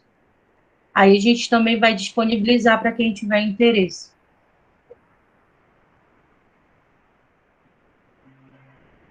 Isso, e aí também, acho que a Valéria colocou aqui que as dúvidas podem ser enviadas por e-mail, aí também, para quem tiver nossos contatos, né, e a gente vai divulgar também nossos contatos, vocês podem estar entrando em contato para tirar mais dúvidas de vocês também. Caso não tenha as dúvidas que a gente esteja tirando aqui na reunião, não chegue a contemplar todas as dúvidas de vocês, né? Aí a próxima pergunta é: qual o valor do recurso e quantas bolsas auxílios serão concedidas? Eu acho que a Georgiane e a Valéria poderiam responder, que elas estavam na reunião passada do CAI. É isso? Qual é o valor que ficou definido, meninas? Olha, que eu lembro da última reunião, o valor era 8 mil, não é? Para cada campus. Que tinha mudado. Né? No caso... Pode falar, Jennifer. O que foi definido é que antigamente era 5 mil para cada campus, só que como demorou muito sair o edital, aí aumentou para 8 mil, mas eles falaram que também ainda tinha mais um resto de recursos que eles iam analisar, que ia aumentar mais um pouquinho, além de 8 mil para cada campus, ia ficar mais ou menos uns 9 e pouco por aí. Então, o que está certo é esses 8 mil, mas eles iam fazer um novo cálculo que ia ter um pequeno aumento para cada campus de 8 mil reais.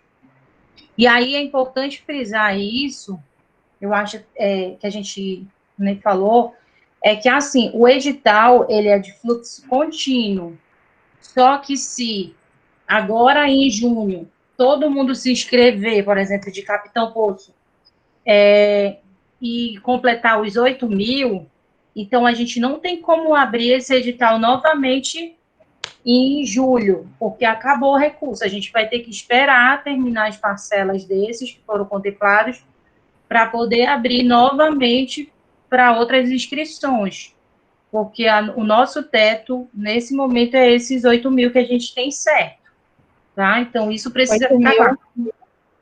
Está claro também que é 8 mil para cada campus. Isso, para cada campo.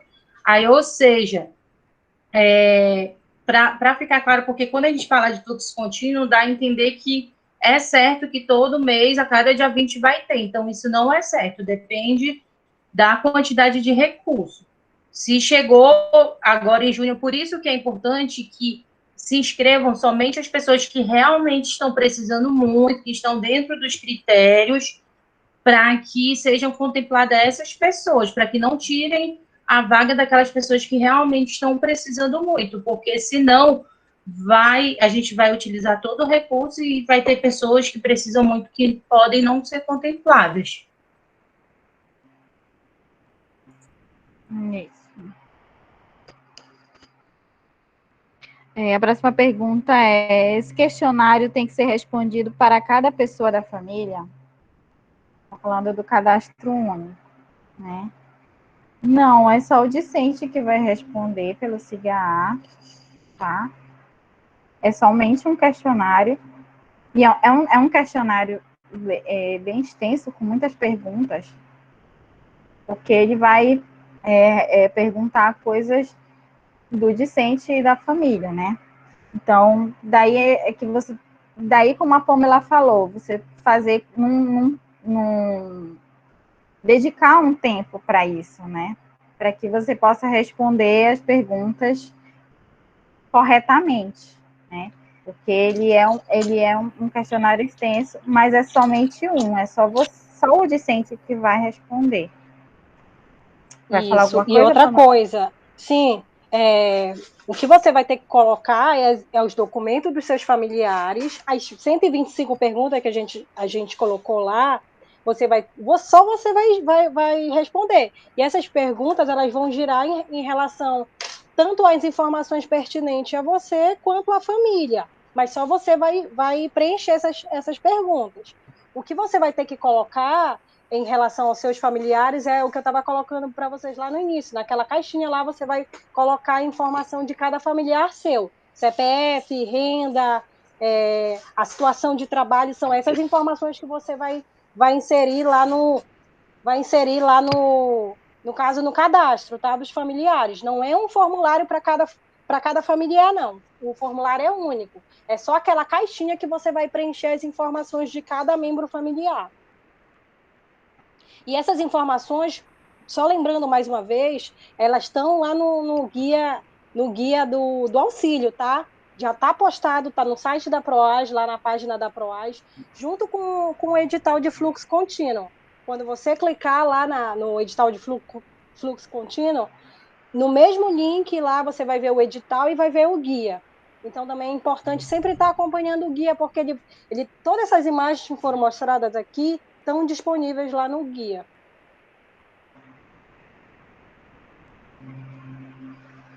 A próxima Só um momento, pergunta. Regiane, a gente já está arrumando para finalização, então tenta ver aí umas perguntas que tu consegue colocá-las em blocos para a gente já ir finalizando, tá bom? Porque já acabou que deu o horário aqui, tá? E se tiverem mais dúvidas, como a gente já colocou, elas podem ser feitas posteriormente. Então, o que a gente orienta? Leiam o edital, aí vocês vão ler lá, a partir das informações que a gente já colocou. Você se inscreve lá, se você tiver alguma dúvida, entre em contato que a gente tira essas dúvidas, que são mais particulares, no caso.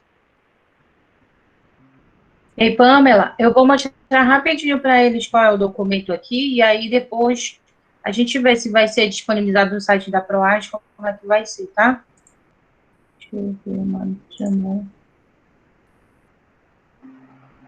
Aqui.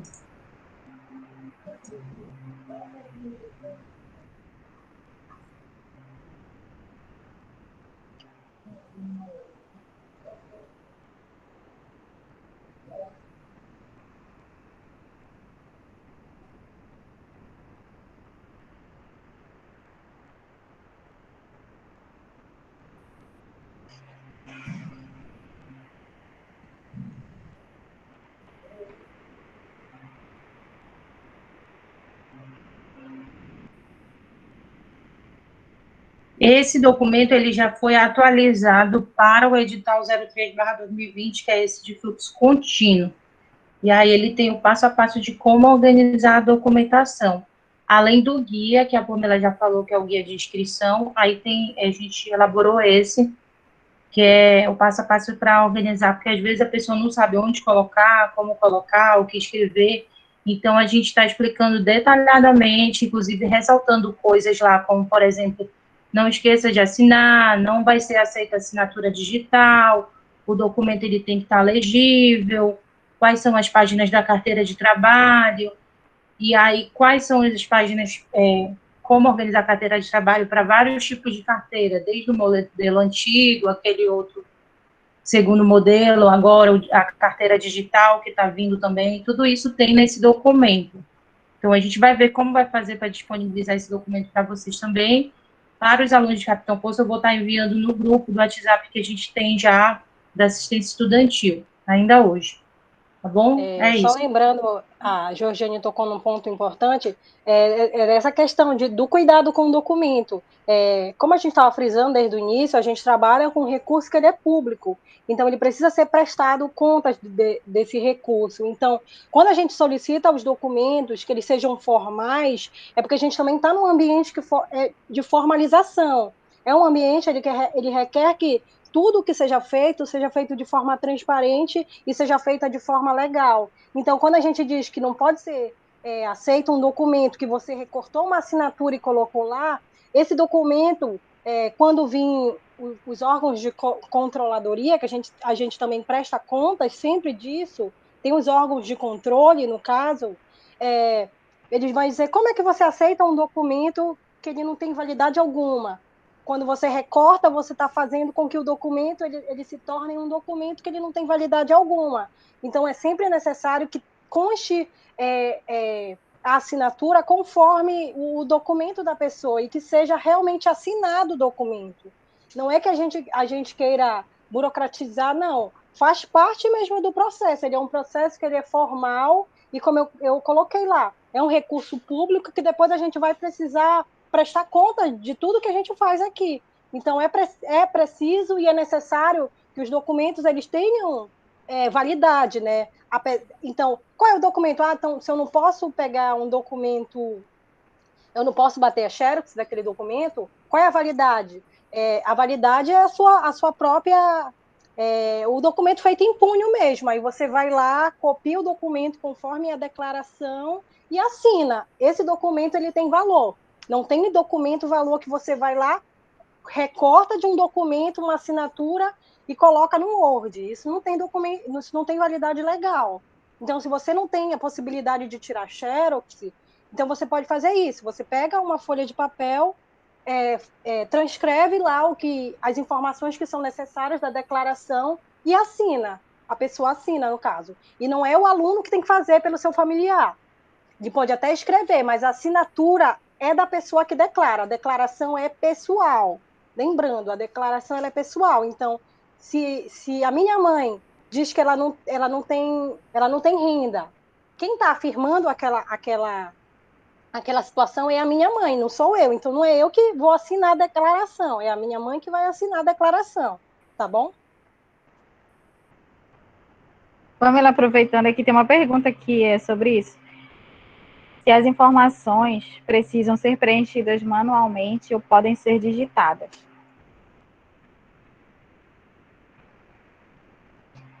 Pois é, eu acho que eu já respondi, né? O que você pode digitar desde que a assinatura seja feita de forma como a gente faz. A gente pode fazer um documento aqui no Word, eu vou imprimir e vou assinar.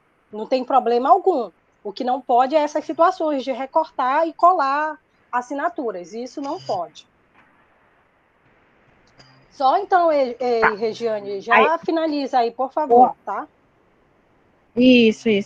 Pois é, as próximas perguntas, algumas perguntas já foram respondidas, que é com relação ao período de inscrição, que já foi dito, que é do dia 20 ao dia 30 de cada mês, né? Se quem recebe o auxílio alimentação ou subsídio do RU pode solicitar outro auxílio, o auxílio emergencial, e já foi pontuado que sim, não pode se o discente tiver 2 auxílios finais. Se ele tiver só um auxílio, ele pode solicitar o auxílio emergencial. E aí a próxima pergunta, acho que só para finalizar, das próximas as perguntas para finalizar, perguntaram assim, que quem é da modalidade UFRA EAD pode se...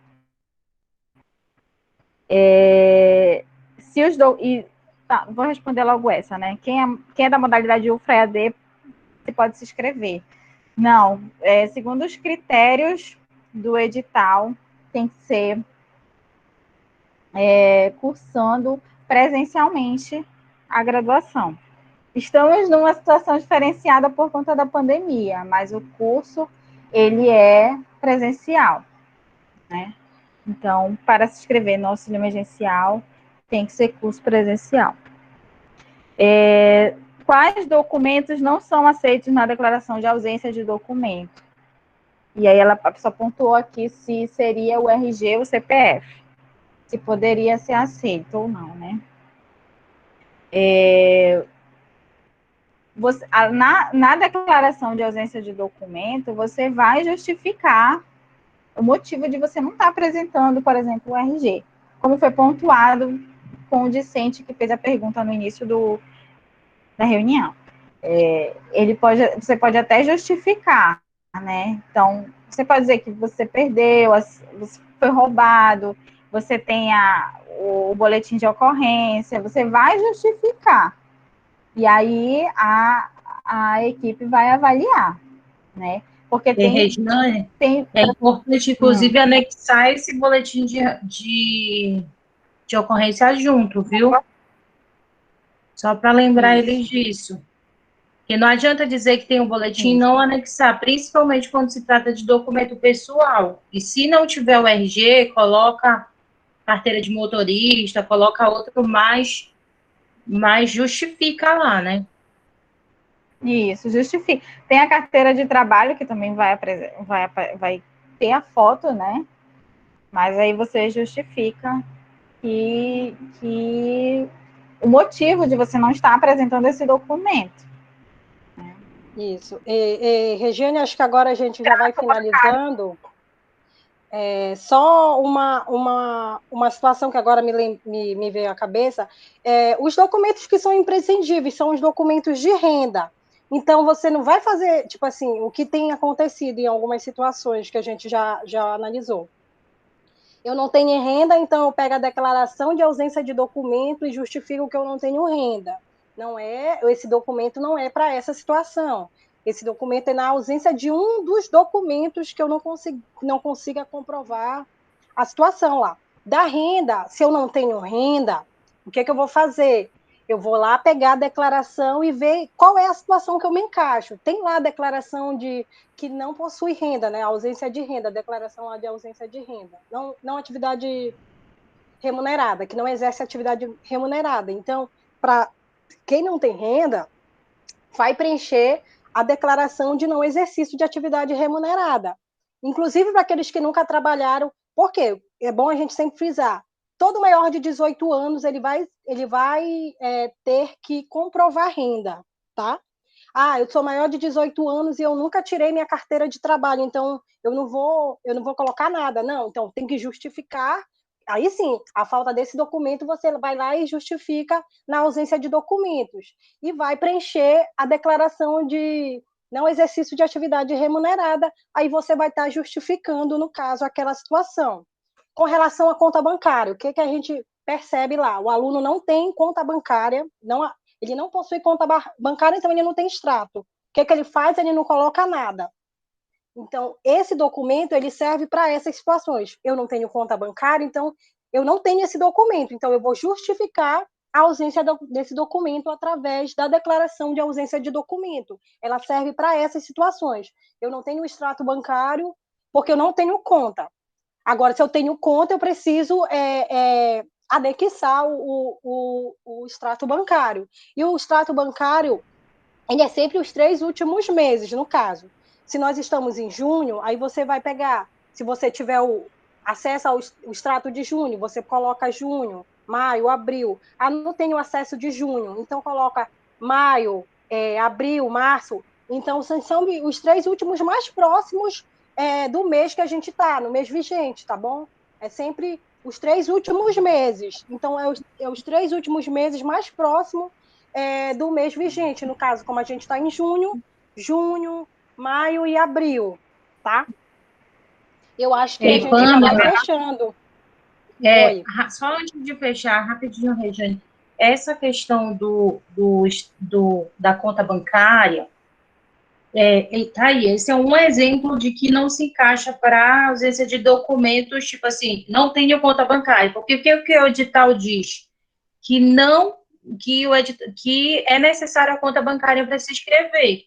Então, quando vocês forem justificar em relação à conta bancária, vocês não vão justificar a conta, porque a conta ela tem que ter, vocês vão ter que botar um comprovante de uma conta lá. Vocês vão colocar assim, não tenho extrato, porque abri a conta recentemente para concorrer ao auxílio. Aí sim, o comprovante de abertura de conta, inclusive de vocês, vai constar que a conta foi aberta recente. Mas você não tem como dizer que não tem conta, porque para você concorrer ao auxílio, você precisa de um número de conta. Inclusive, é um dos documentos que o edital pede, que é o comprovante da sua conta. A outra coisa, o extrato bancário. Às vezes, só vai servir para o familiar, né? Isso, no caso, vai servir para o familiar. Aí, no caso do aluno, para o familiar, que foi o que a Pamela falou ainda há pouco, e a Regiane está falando agora, por exemplo, se um familiar não tem conta bancária, aí sim você vai botar, o familiar vai escrever lá, não tenho extrato, pois não tenho conta em banco. As pessoas geralmente escrevem nesse momento assim, não tenho conta em banco. Só que o edital, ele não está pedindo conta em banco, ele está pedindo extrato. Então, a pessoa tem que dizer, não tenho extrato porque eu não tenho conta em banco. Ou então, às vezes, tem gente que bota assim, não tenho, nunca trabalhei, bota isso, não tenho conta, nunca trabalhei. Ou então, só nunca trabalhei, como se a gente fosse entender que o fato dele nunca ter trabalhado, ele nunca teve conta. Então, isso tem que ficar muito claro na hora de explicar essa situação.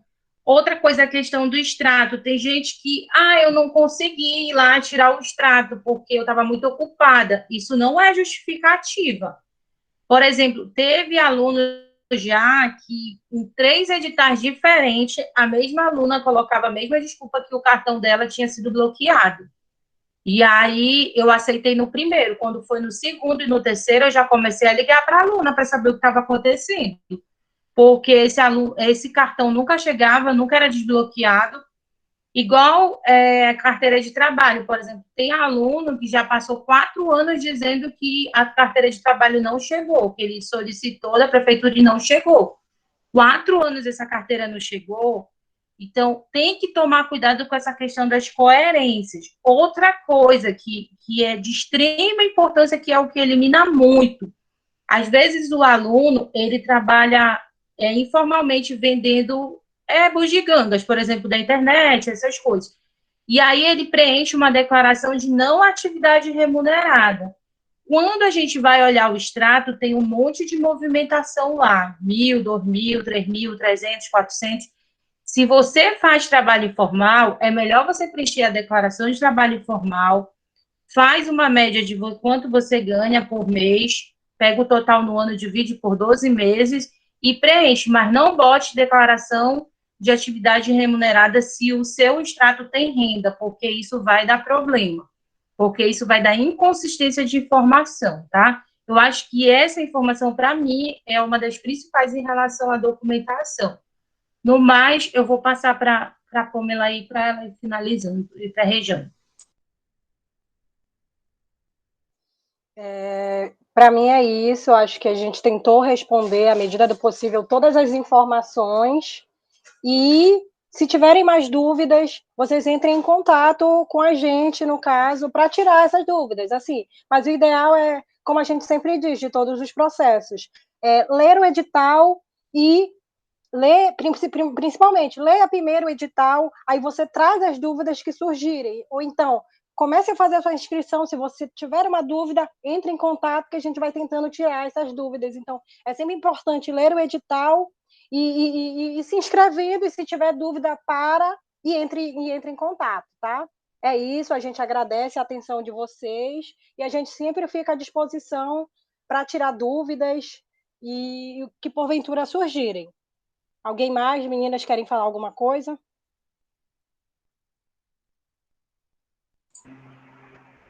É Não, isso. a Só pergunta que eu ia falar, a já contemplou. E aí é só para agradecer mesmo e dizer, se vocês precisarem de tirar alguma dúvida, como a Pamela está falando, é entrar em contato, que aí a gente dá esse... Mas o principal é vocês lerem o edital para poderem tirar as dúvidas. E não, sem ler o edital, vocês não vão compreender a realidade de vocês, a situação de renda e tudo, para vocês poderem vir a tirar dúvidas com a gente, ok? Isso, boa noite para todos. Boa noite.